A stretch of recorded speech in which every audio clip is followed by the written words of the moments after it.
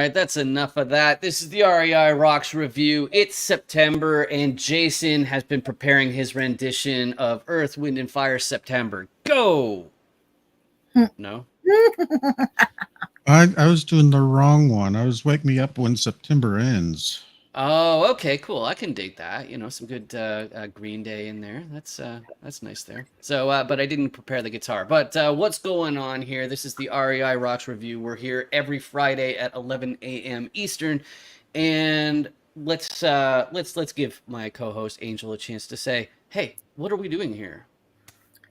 So we come at you every Friday at 11 a.m. Eastern, and we talk about and kind of discuss and dissect some of the past sessions and presentations with the REI Rock Summit. And we do that so that when you're listening to it and you're getting this fire hose of information, you're not like, oh my God, I have to write everything down. I have to remember everything, because you don't. And we're going to help you figure out what are the pieces that you can be actionable with. So I'm reading that too.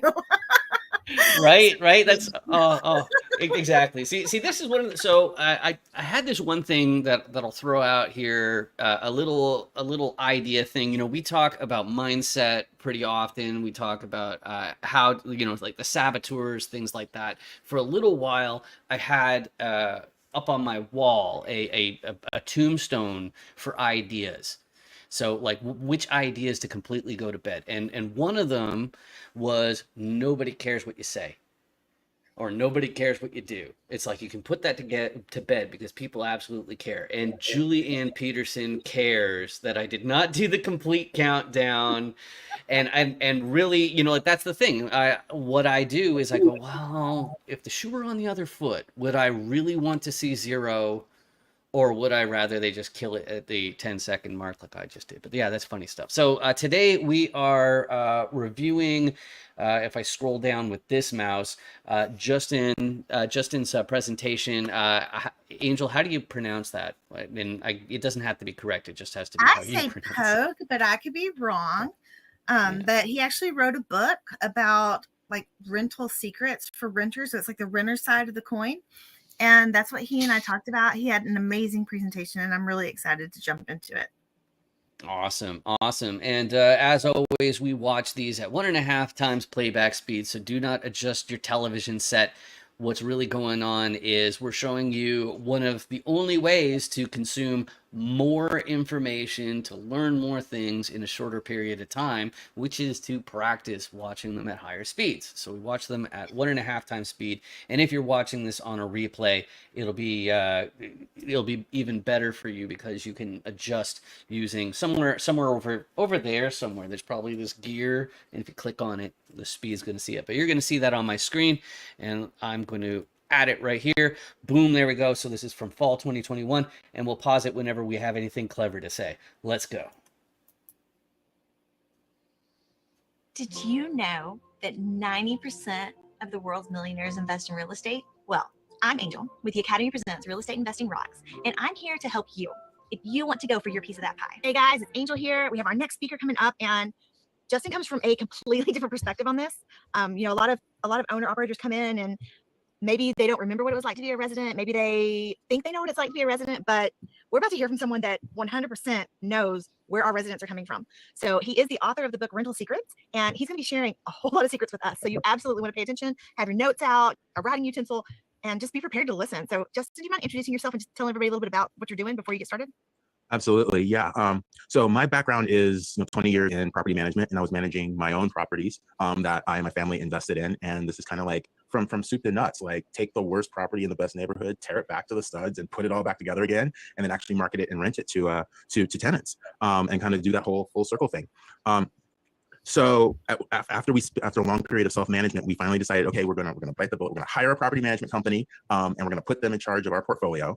And then that freed me up to look at some other opportunities. So I actually went and worked for a property management company back in California, managing 200 plus units in what was and still remains one of the hottest real estate markets on the planet. And I worked there for a year. And after that point, I was kind of looking around to figure out what I wanted to do next. And someone suggested that I write a book. So I'm like, okay, well, what does this look like? So I go to a bookstore, I'm looking at the shelves, and I see books owners and managers and investors and insurance agents and all of these other people, but I didn't see any books written from the perspective of the renter. And I found that really odd because they're just a group of people that are bringing $500 billion to the table every year to flow the entire industry. Um, so I decided to write a book from that perspective. And another reason I wrote the book from the perspective is there's a lot of animosity and tension between renters and landlords. And it's unfortunate because they're two sides of the same coin. They actually need each other. I mean, there are any renters that are putting hammer and nail to build any housing. So they need real estate investors to actually build that housing and go through that process. And likewise, landlords or investors, like they're taking their life savings, pretty in many cases, and investing it into a rental property. And the renter is the person who's going to be taking care of that for them. Like day in, day out, the renter is the one who's there to see what's going on and to send up a signal flare if something's going wrong. So that renter, even above and beyond paying rent, plays a pivotal role in your real estate investment and also retirement strategy. So it was important for me to kind of talk about how renters can be good renters and also the power that renters have to help landlords make their investment be the best that it can be. And that's really where Rental Secrets came from. And through a number of different networking experiences, that has morphed from just a kind of renter-centric perspective to really looking at. I'm guilty of pausing way too early here, but I was trying to hold my tongue, but I can't. It's like this is such an important topic. It's so humongous. I think one of the things that most residents don't recognize, and me, I'm also, I've lived in a whole bunch of apartments because I lived in Taipei, where, only the fantastically wealthy would actually have like anything like even a townhouse or something like that there. So this really resonates with me, getting the perspective of residents. But and I think, Angel, your master's in economics will really come out in this particular part of understanding, like how do these interact and what kind of forces are involved. I don't think residents understand that if you have, let's say, a 100 unit apartment complex, you're talking 5 figures a month just for debt service, like for sure. And so that is coming out of rent. And then you've got insurance, which, like you're also quite likely going to be in the 5 figures per month or more. And I'm not remembering my recent stat, but let's start the conversation. What's going through your heads already with what he's saying? Because there's so many important bits on this subject.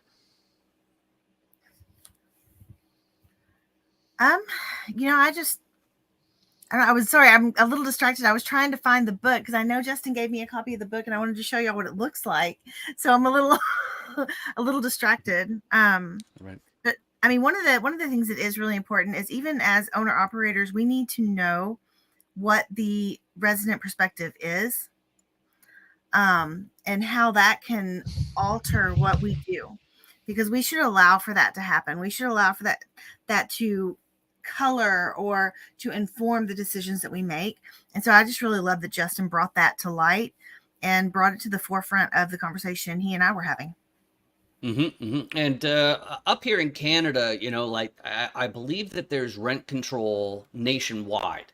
And so Canadians, I think one thing they've got wrong about how the system works is they hear rent control and they hear, oh, well, that keeps these greedy landlords from jacking up my rents, right?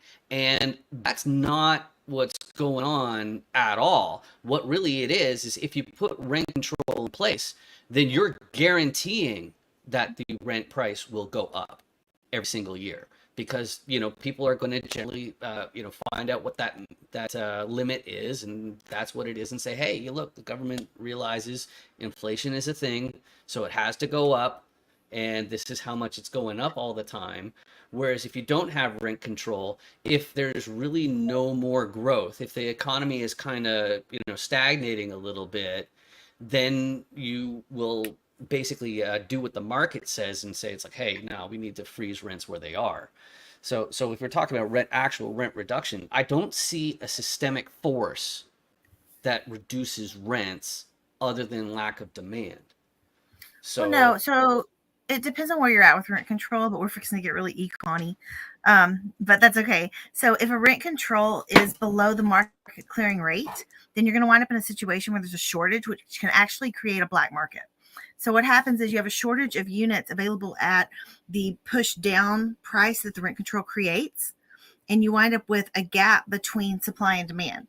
And black market comes in and people are willing to pay cash under the table to the landlord to be able to get the unit. And so there are rent controls that then this black market activity comes into play. So they still get increased rents.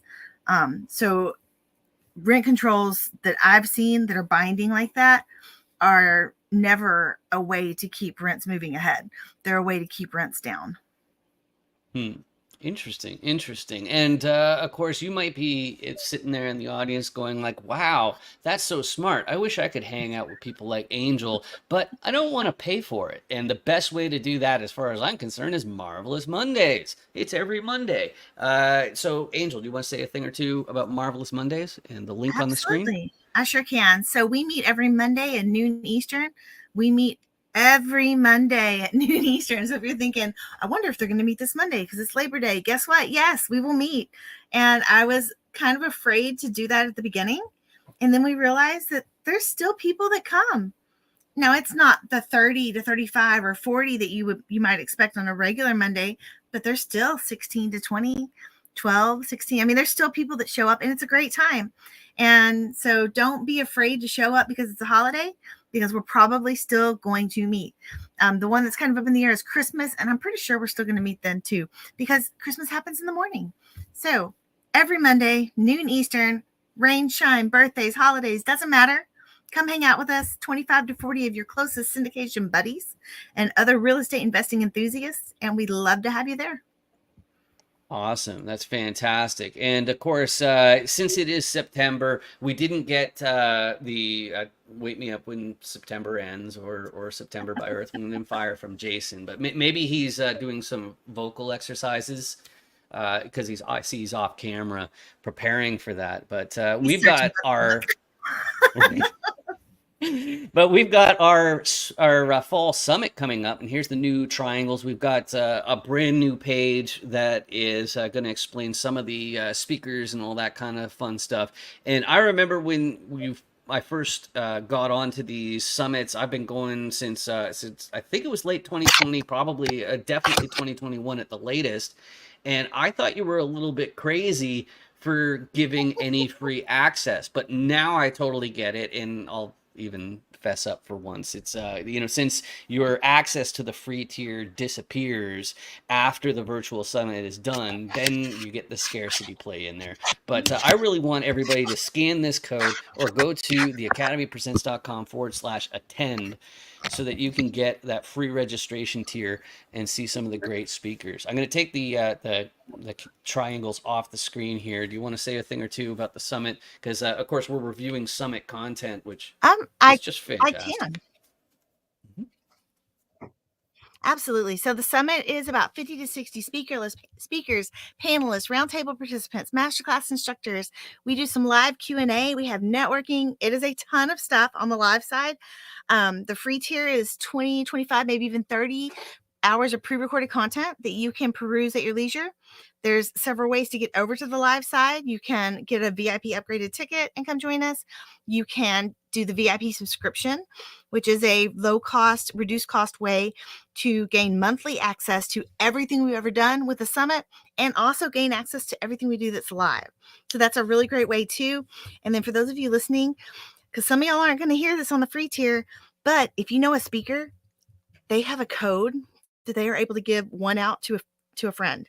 And so if you know a speaker, that might be another way for you to get over to the live side, because we would love to have you there. It's awesome. It's, it's a very mastermind feel. There's a smaller group of us. It's not like 300 people. And so you actually feel like your voice is heard when you have a question. So it's a lot of fun. We love it. And we look forward to seeing you there. Yeah, definitely. And if you do have that VIP subscription, then there's a good chance that some of the speakers that have been in past summits will appear again. And so this is a great opportunity to affordably get your questions asked, because if you have that live access, you can just go ahead and say, hey, but what about Wichita Falls, or whatever your question is, you can prepare and get some of the best access that's available out there. But anyway, this is the REI Rocks Review. We're here every Friday at 11 a.m. Eastern, and we are reviewing at 1.5 times speed. Let's continue. At this space between renters, property managers, and real estate investors, and examining the different types of friction that are involved in those relationships, because honestly, we need more housing, and the more of that friction we can get rid of, the more people will actually invest in housing. And that's what we all need right now. I'm really excited to hear what you have to say. I've gotten to look at a little bit of the presentation, so I'm a little bit luckier than the rest of y'all because y'all haven't seen it yet. But it's just pay attention. You're really going to Yeah. enjoy this. Yeah. It's definitely going to be some really good information, and information that's not typically available. So I'm going to go ahead and share my screen now, so we can actually start walking through this. But before I get started, I'd just like to thank Angel for bringing together such a talented group of experts. I mean, you're going to be hard pressed to find this type of content anywhere else. So you're just starting your investment journey. You found this amazing property to invest in, and even better still, you were able to get it under contract. You spent more time crunching numbers than you cared to count. At last, and last but not least, you finally put the touches on your capital improvement plan for the property so it will shine bright like a diamond. But who's going to execute your brilliant plan? Who's going to make sure that your spreadsheet comes to life? Clearly, property management is the answer. But how will you find quality property management, and what red flags should you be watching out for? Because your deal isn't truly finished until you have answers to these questions. Property management. It sounds like such a simple concept. Sign a few leases, fix a few toilets, collect rent along the way, and get paid a percentage for doing it. But this simple view of property management barely scratches the surface of what property management truly is. With a career in real estate investment and management spanning 20 years, I've attended plenty of seminars, workshops, and other events singing the praises of investing in their favorite asset class. You know, they sang entire operas about forced depreciation. They gave voice to odes of depreciation and tax deductions. There were arias sung to residual income. But where was property management?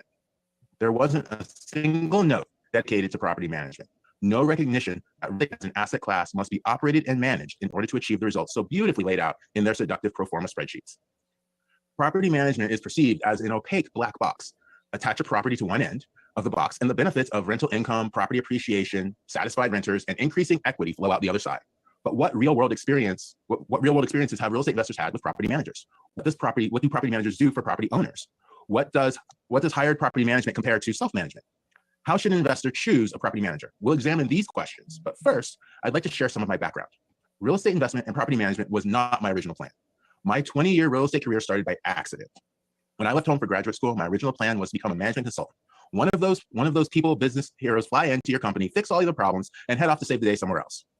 I'd gotten into school, chosen companies to apply to. I practiced my interviewing skills with a second-year student and landed a coveted summer internship. But as it turns out, my timing was horrible. In fact, it could not have possibly been worse. You see, all of this was occurring as we approached the summer of 2001 and the imploding dot-com bubble, and the management consulting industry was imploding right along with it. Hiring fell through the floor. My summer internship was cut from 12 weeks to 6.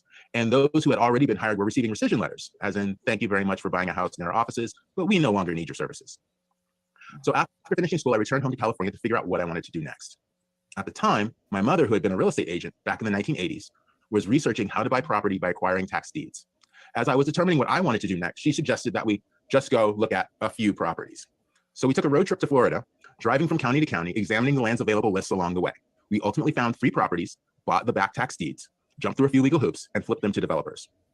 A few properties were followed by a few more, until we moved from 0 to 72 units over the next few years by remodeling the worst properties in nice neighborhoods. And I managed them all for many years until we later hired a property management company. In addition, I've also managed over 200 apartments for a private property management company in the San Francisco Bay Area. But at this point, you could say I've come full circle. After leaving that management company, I started doing consulting work for property management companies, real estate investors, and renters. I wrote the book Rental Secrets about how renters and landlords could work together to make the residential rental industry work better for everyone. Few people understand what working in the space between renters and landlords and property managers look like. Oh, actually, I need to bring this up. Skip my slides. In fact, most people have never even heard of such a role. So here are a few examples of projects that I've done. Negotiating landlord-renter conflicts and disputes, performing on-site property inspections and due diligence, including coverage of potential liabilities as well as opportunities for property improvement, helping landlords file complaints against non-performing property management companies with state regulatory agencies. Which leads us to our topic for today, concepts in hiring property management. So we'll start with the property management horror stories. One of my clients was a woman in California who owned a single family property investment in Illinois. As an out-of-state owner, she had no choice but to hire a property manager. Everything was going along fine until they stopped sending her monthly residual check. She would I'm sorry, I got to pause it again because I'm looking at the stats for the number of viewers, and I think one thing that's not crossing their mind is, hey, I bet there are a lot of other people like me that I'd really like to get their attention. I'd like to get those sorts of eyeballs of syndicators, investors, and all that kind of stuff. So I should remind you that, yeah, this space could be yours. It's absolutely for rent.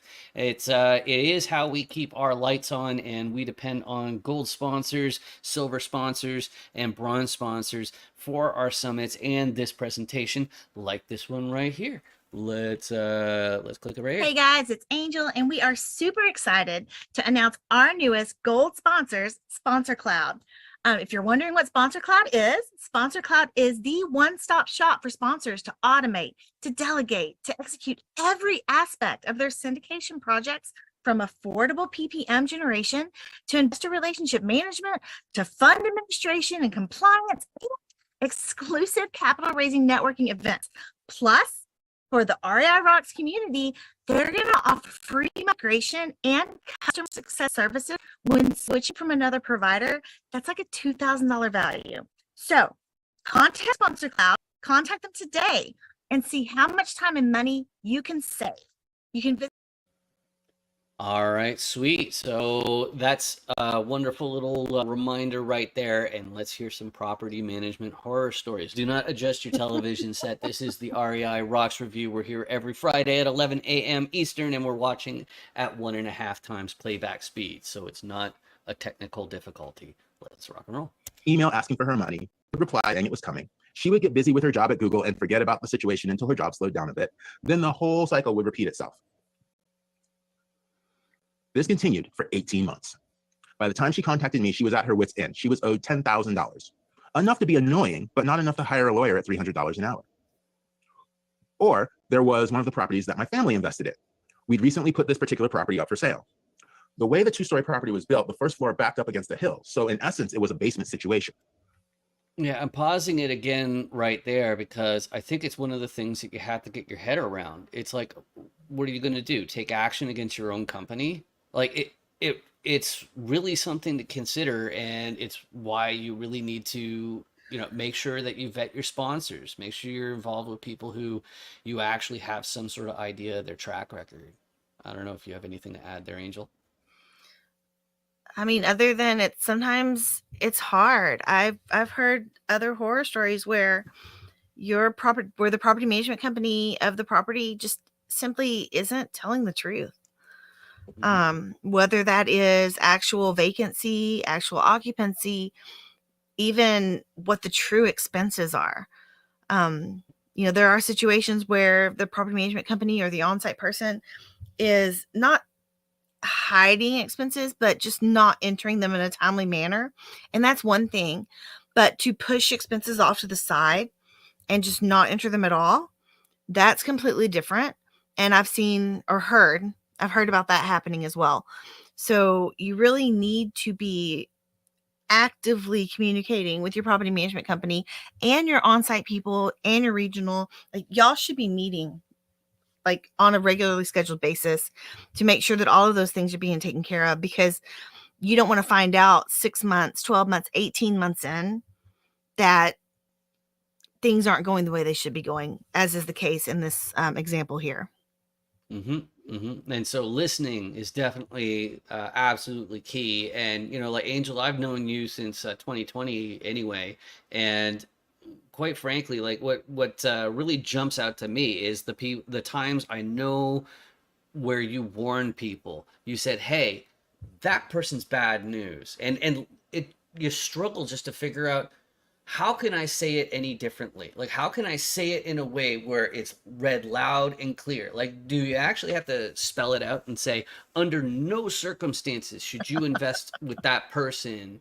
Because I've seen it, and like you told them, it's like, yeah, that person, they're not above board, or they're not giving the returns that they're saying. They're gonna give you a bunch of hooky, and they're not gonna follow their business plan. And sure enough, that person must have lost at least 5 figures, probably 6, And I'm just thinking of one person in particular, and I think there's more that we know where we, Yeah. you know, they were told Yeah, and they just definitely. wouldn't listen. It's scary stuff as a whole. It is. But, Oh well. It turns out that water was seeping through the cinder block wall onto the floor in one of the bedrooms. You'd think I'd learned about this from my property management company, but no. I learned about this from my realtor. She discovered this issue while giving a tour to a prospective buyer. Needless to say, this is not how owners are supposed to learn about maintenance issues, especially ones involving water, structure, and potentially mold. I called the property manager only to find out that they'd sent someone out to assess the situation 6 months ago. Their expert said it wasn't a problem, and they just painted over it. But clearly, they never sent anyone else back to follow up. Or there was a property that we'd remodeled, and based on the floor plan, we'd installed a smaller 20-inch apartment stove. That size of stove fit perfectly in the kitchen, allowing the oven to be opened without blocking the hallway to the bedroom. But later, as we were selling this property, we learned our property manager had chosen to deviate from our carefully laid plans. The property inspection report included pictures of the kitchen, but there was something strange in these pictures. That 20-inch stove was gone. It had been replaced with a full-size 30-inch stove, which was turned sideways. And when the oven door was open, it clearly blocks the hallway to the rest of the apartment. Each of these stories illustrates a different aspect of difficulty in managing the owner-property manager relationship. Whether it's related to finances, maintenance, or capital improvements, the property manager's actions and the owner's expectations were not in alignment.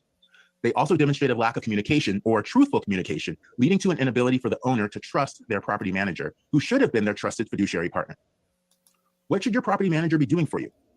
The simple items we mentioned earlier are just the beginning of the property manager's role. Signing leases, collecting rent, responding to maintenance requests, but they are so much more.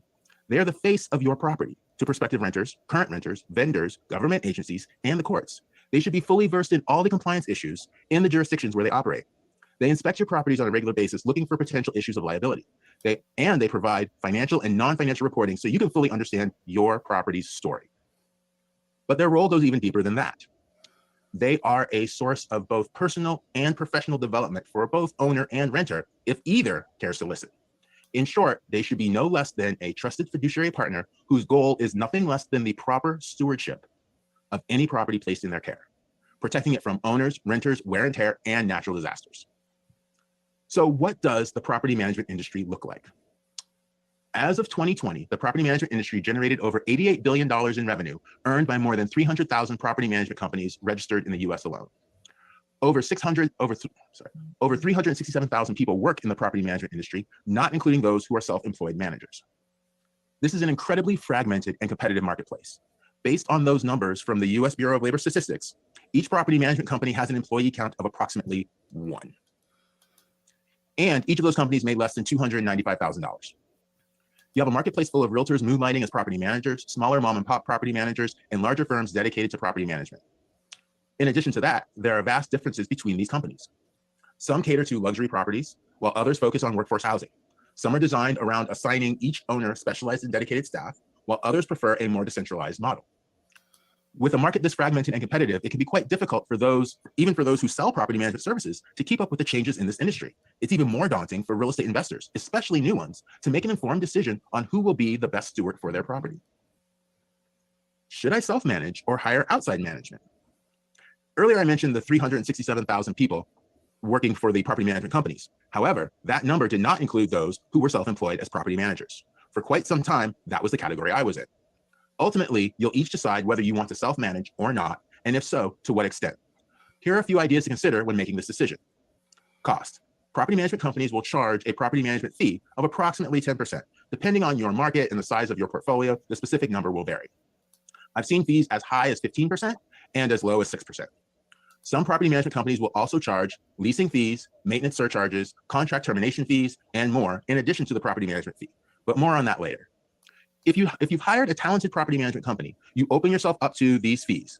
If you don't, I just want to also add that the asset management fee of the GP team would be on top of that. So if you're thinking of coming on as a limited partner and you want to know, it's like, what are all these fees? What exactly do they look like? Where are they coming from? Most importantly, I think that's important. Yeah. Well, and I would add also that your asset management fee, depending on how the team is, there are teams out there that if the asset is not performing, they're not going to stack an asset management fee on top of that.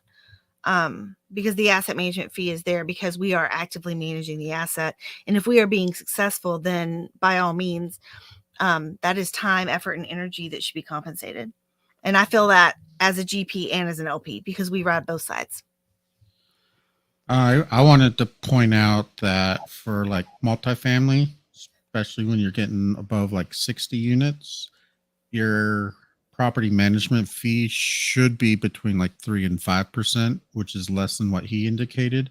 But you're also paying your payroll, your admin costs, your all the other stuff that if you're paying 10% would be included. So Mm-hmm. Mm-hmm. Well, and 10% is the residential industry standard pretty much. I want to say nationwide. I could be wrong. It's certainly been industry standard in the places where we have residential properties. And if it's a smaller property, you may wind up with a more residential based property manager or property management company. And that's another place where the 10% comes from. And honestly, when you add in all the stuff that is also a part of property management outside of that 3 to 5%, you're probably going to get closer to 7 or 8% total. So there's pieces of it that come together that aren't always indicated in that initial 3 to 5%. Mm-hmm. So, I want to feed some of that back to you, but I also have a segue to include here. And me personally, I came from the tech side, and my mentorship that I had, it would be more emphasis put on the what's called investor relations side, and so that's doing the capital raising. And when you understand this business, I think it becomes really clear that the ear to the ground, the proximity to where the rubber meets the road, is the play for everybody. Now, you guys are buying up Wichita Falls, Texas, so that's that means like you're really really close to where the action is. Whereas you'll get different people online who maybe they're fund managers, for example, and so they're curating deals and figuring all that sort of stuff. But the reason why the mentorship program I was in is relevant right now is because the approach they did to underwriting, I think, has a blind spot in it. And what it is they basically get you to underwrite the way that maybe a loan originator would, and figuring out, okay, so the demographics here, what's the going cap rates, things like that. And Jason, he coaches underwriting, and he's got an underwriting course that is going to be released very very soon. And one of the things that I love about your emphasis, Jason, is underwriting as a roadmap. So it's the business plan where you're figuring out month by month by month what's it going to look like, and even calculating in the fact that, hey, we've got this annual fee that's coming in, maybe it's for this, that, or the other thing. So it means like May will be a little bit thin, whereas October is going to be when things are great, that sort of reading the tea leaves, looking into the crystal ball sort of thing. So Jason, I want to say a thing or two about what you have on offer as far as underwriting goes.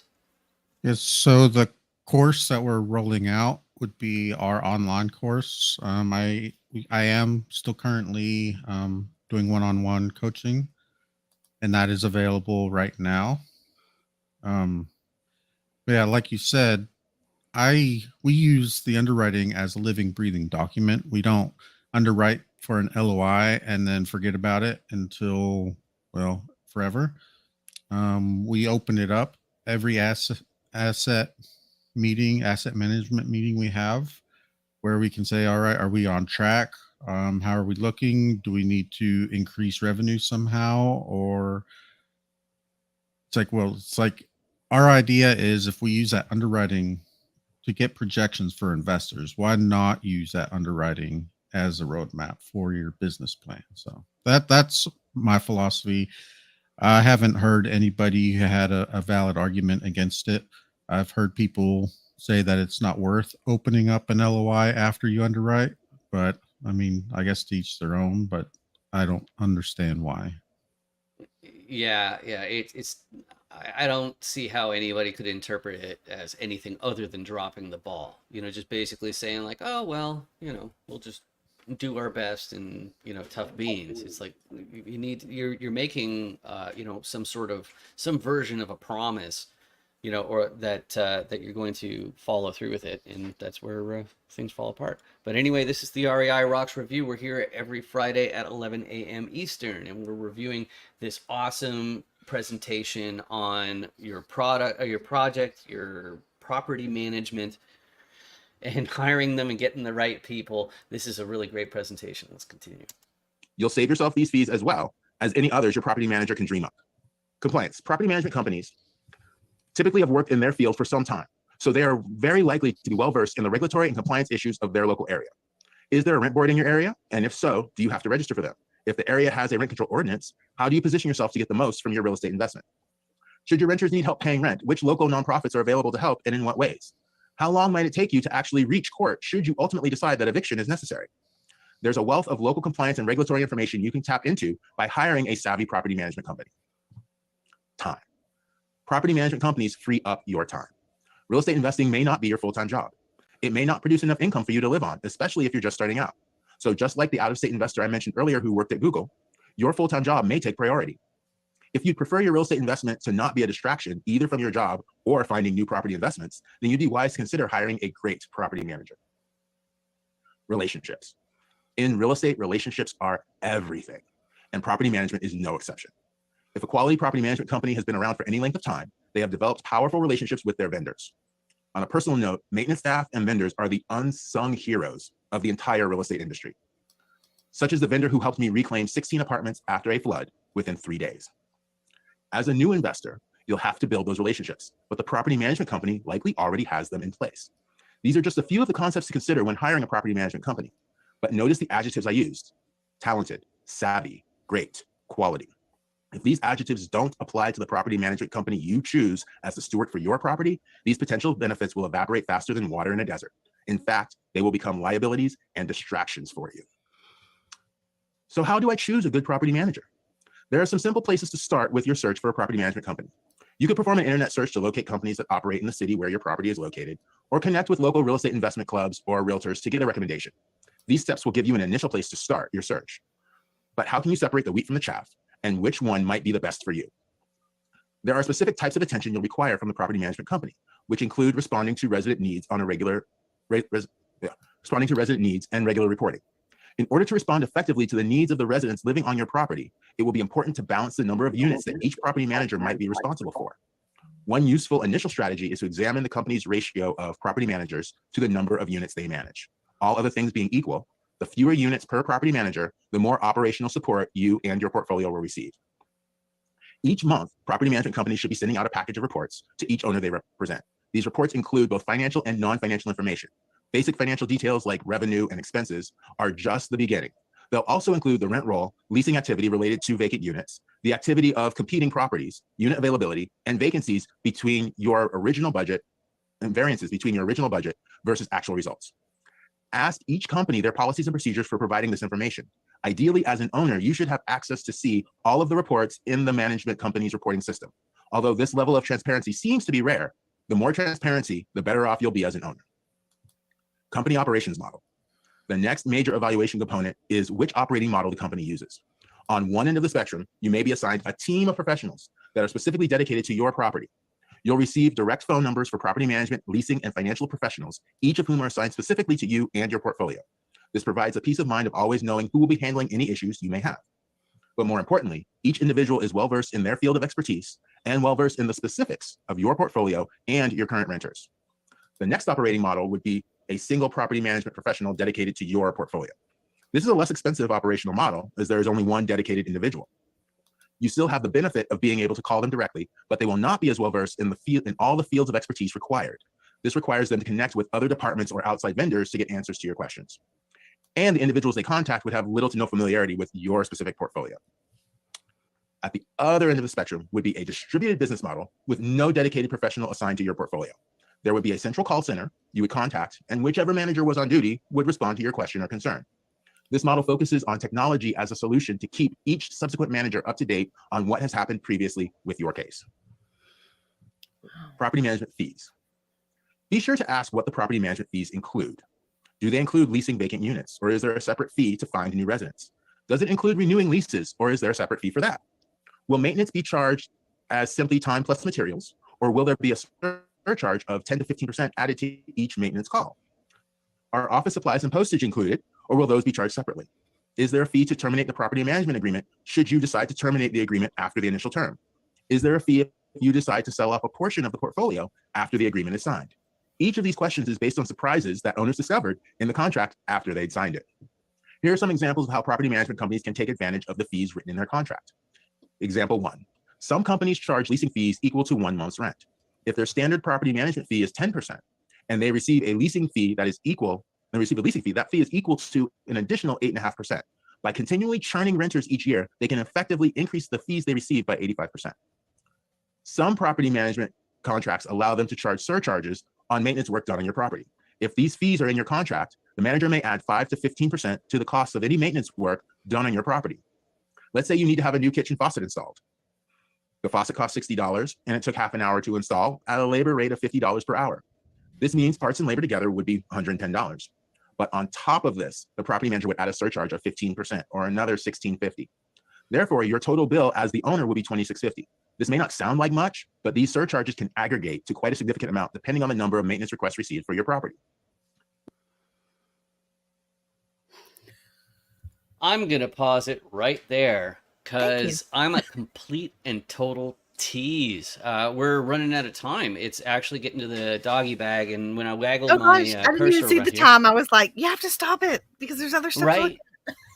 Oh yeah, for sure. And so that's half of it. And he was just listing off a few different examples, and I only let one out because if you want access to the entire summit, you're gonna need the VIP subscription, and it makes a lot of sense. But Angel, you were gonna say something else before about the Actually, I doggy bag? put it in the comments too, and he was kind of going over it when he talked about the aggregate of it.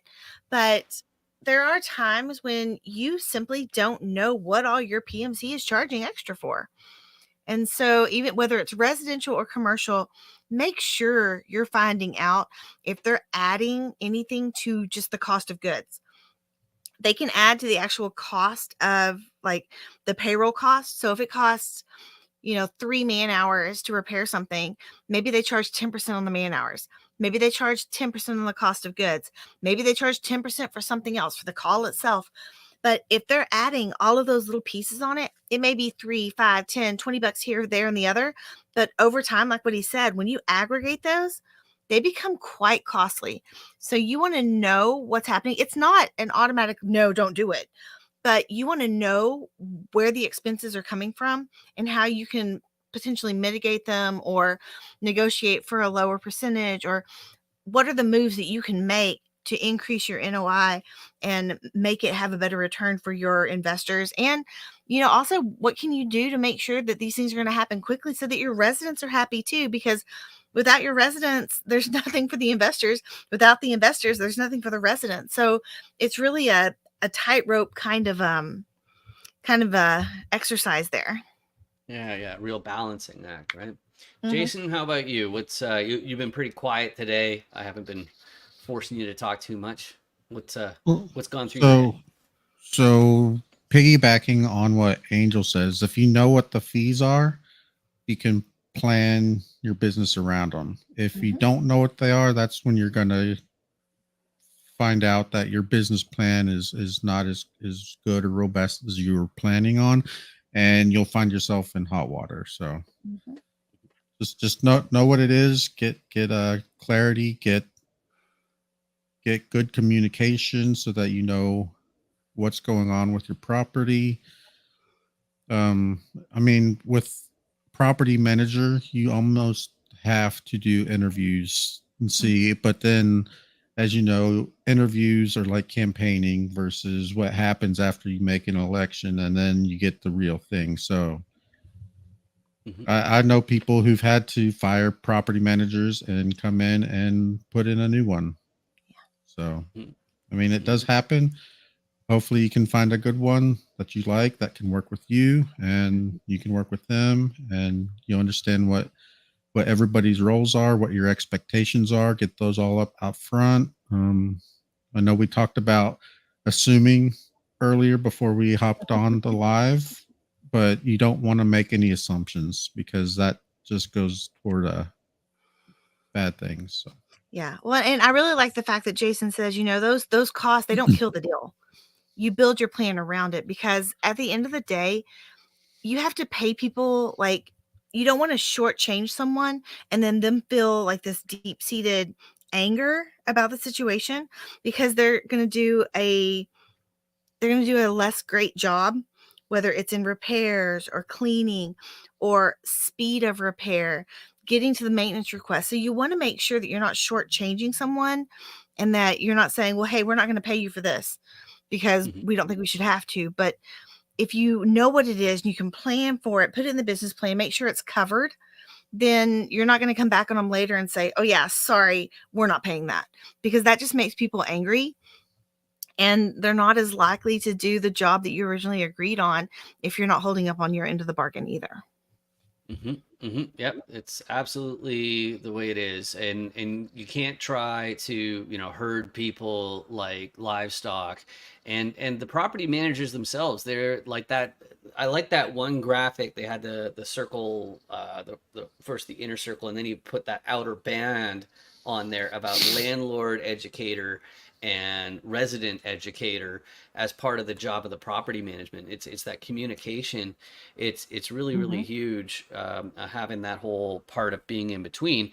And so I want to I don't want to get us canceled or flagged or anything like this, but there's only two words for the thing I'm trying to mention here, because I want to talk about non-zero forces and how they're going to pop up. And so the two words I can use is I can either talk about a dam or I can talk about a dike, and because they're both effectively the same thing, and they're dealing with a non-zero force, which is that the water is pushing against it, and if you have a little itty bitty crack, then it's going to eventually become a problem. And so you try and seal all these things, and so if you want to think of these motivations of these property managers, and you're understanding, the interaction of, okay, well, they got the landlord side and then they got the resident side. A lot of people usually are going to choose whatever's easiest for them. It'll reduce the amount of stress, because like everybody has their own issues, like family or friends or whatever else is going on. So sometimes we're not at our best, and we'll make the decision out of convenience rather than duty or thinking things through or something like that. So sometimes it makes sense to overspend to placate the residents, because they're actually there. You have to talk to them, like when they come back from work, they're going to be coming and bugging you about this thing. And so even though, like basically the limited partners, those investors, there's two steps removed, right? Because it goes property manager to GP team, and then the GP team relates what the LPs know. So like that's what's going through my mind here is just understanding those motivations, understanding that they're going to pop up whether people want to or not, because everybody has a bad day, there's that conflict there. But that's what I had to say. That's my doggy bag. I had a great time watching this presentation. I think I am totally going to keep it queued and watch it from inside the VIP subscription, because that's one of the perks of being the admin. But thank you everybody for joining us today. We're here every Friday at 11 a.m. Eastern. We're on Facebook, we're on YouTube, we're on LinkedIn, we're on Twitter or X or whatever Elon's calling it this Whatever week. it's being called these days. But exactly, but that's all I got for today. You guys got anything else you want to add before we give everyone their weekend? I do not. No. Have a safe Labor Day, everybody. If you have a Labor Day this weekend, so I know not everybody's in the States, so. That's right. But even in Canada, Labor Day's on Monday, but we'll still be there at Marvelous Mondays. So make sure you make that happen. You can pause and rewind this replay and make it happen. Anyway, thanks everybody. See ya. See ya.